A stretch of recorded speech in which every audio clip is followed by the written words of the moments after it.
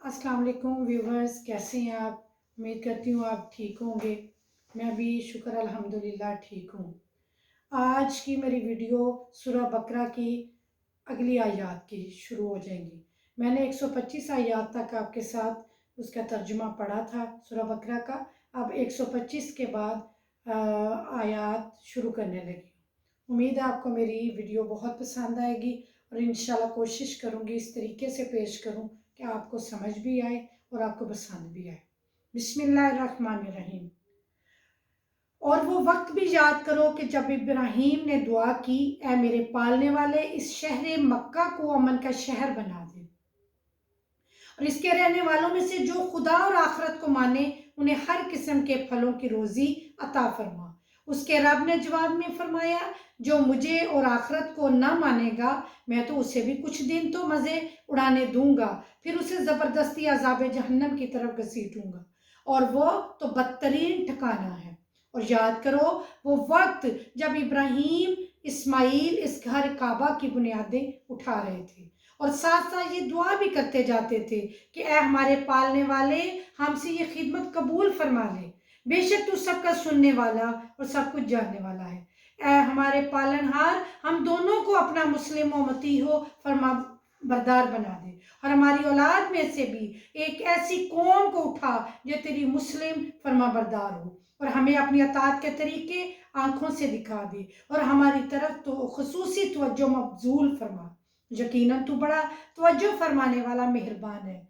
ए हमारी परवरिश करके नुक्ता कमाल तक पहुंचाने वाले, उनमें से खुद उन्हीं में का एक ऐसा रसूल भेजना जो उन्हें तेरी आयतें पढ़ पढ़ कर सुनाए, उनको किताब व हिकमत की तालीम दे और उनके इखलाक को भी दुरुस्त करके उनकी जिंदगियां संवार दे। बेशक तू जबरदस्त इक़्तिदार का मालिक और बड़ा ही हिकमत वाला है। अब कौन होगा जो इब्राहीम के तरीके से नफरत करे सिवा उसके जिसने खुद को बेवकूफ़ बना रखा हो। इब्राहीम तो वो शख्स है जिसको हमने दुनिया में अपने काम के लिए चुन लिया था और आखिरत में तो उसका शुमार सालिहीन नेक लोगों में होगा। इब्राहीम अलैहिस्सलाम को तो ये हाल था कि जब उसके परवरदिगार ने उससे कहा मुस्लिम होकर सर झुका दो, तो उन्होंने फौरन कहा मैंने मुस्लिम होकर अपना सर तमाम जहानों के मालिक के लिए झुका दिया। और इब्राहीम अलैहिस्सलाम ने अपने बेटों को भी इसी तरीके पर चलने की हदायत की थी और इसी बात की वसीयत याकूब अलैहिस्सलाम भी अपनी औलाद को कर गए थे। क्या मेरे बेटो, बेशक अल्लाह ने तुम्हारे लिए यही दीन इस्लाम पसंद फरमाया है, इसलिए मरते दम तक मुस्लिम खुदा के ताबे फरमान रहना। क्या तुम लोग उस वक्त मौजूद थे कि जब याकूब पर मौत का वक्त था और उसने अपने बेटों से पूछा कि तुम मेरे बाद किसकी इबादत बंदगी करोगे।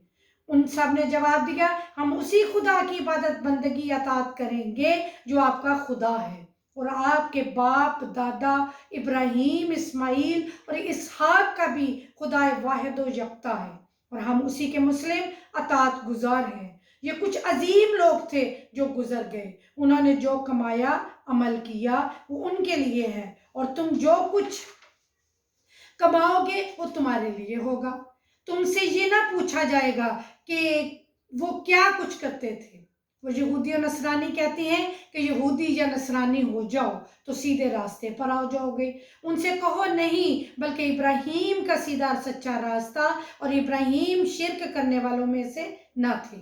कह दो कि हम तो ईमान लाए हैं अल्लाह पर और उस पर जो हमारे ऊपर नाजिल किया गया है और उस पर जो इब्राहीम इस्माइल इसहाक याकूब और असबात पर उतारा गया था और जो मूसा और ईसा को दिया गया था और जो दूसरे अंबिया को उनके परवरदिगार की तरफ से दिया गया था। हम तो उन सब के दरमियान कोई तफरीक ही नहीं करते और हम तो अल्लाह के मुस्लिम अतात गुजार ताबे फरमान हैं।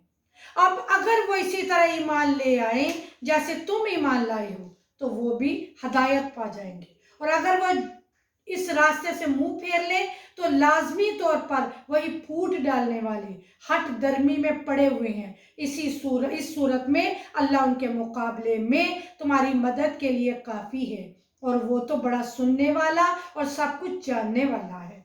गर्ज हम तो अल्लाह के रंग पर हैं اور اللہ سے اچھا کس کا رنگ ہوگا، اور ہم تو اسی کی بندگی کرنے والے اطاعت گزار ہیں۔ کہو کہ کیا تم ہم سے اللہ کے بارے میں جھگڑتے ہو، حالانکہ وہی تو ہمارا بھی پالنے والا ہے اور تمہارا بھی پالنے والا ہے۔ ہمارے لیے ہمارے اعمال ہیں اور تمہارے لیے تمہارے اعمال ہیں، بے شک ہم تو اس کی خالص بندگی کرنے والی ہیں۔ پھر کیا تم یہ کہتے ہو کہ ابراہیم، اسماعیل، اسحاق، یعقوب اور اسباط یہودی یا عیسائی تھے؟ کہو کہ تم زیادہ جانتے ہو یا اللہ؟ اس شخص سے بڑا ظالم اور کون ہوگا جس کے ذمہ اللہ کی طرف سے ایک گواہی ہو اور وہ اسے چھپائے، جبکہ اللہ تمہارے اعمال سے غافل نہیں ہے۔ وہ کچھ لوگ تھے جو گزر چکے، ان کے لیے وہ ہے جو انہوں نے کیا اور تمہارے لیے وہ ہے جو تم کرو گے۔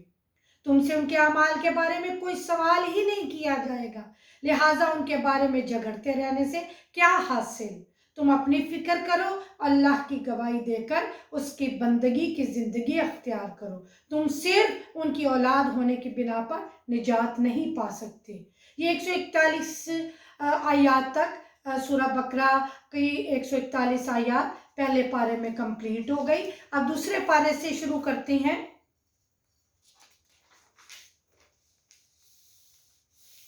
بہت جلد نادان اور بیوقوف لوگ یہ کہیں گے کہ آخر کس چیز نے ان لوگوں کو اس قبلہ کی طرف سے پھیر دیا جس پر یہ لوگ پہلے عمل کرتے تھے، یعنی بیت المقدس سے مکہ کی طرف کیوں نماز پڑھنے لگے؟ کہہ دیجئے کہ مشرق و مغرب سب اللہ ہی کی ہیں، اللہ جسے چاہتا ہے سیدھے راستے پر لگا دیتا ہے، کیونکہ ہدایت یافتہ لوگ تنگ نظر نہیں ہوتے اور وہ اللہ کو کسی سمت میں مقید نہیں جانتے۔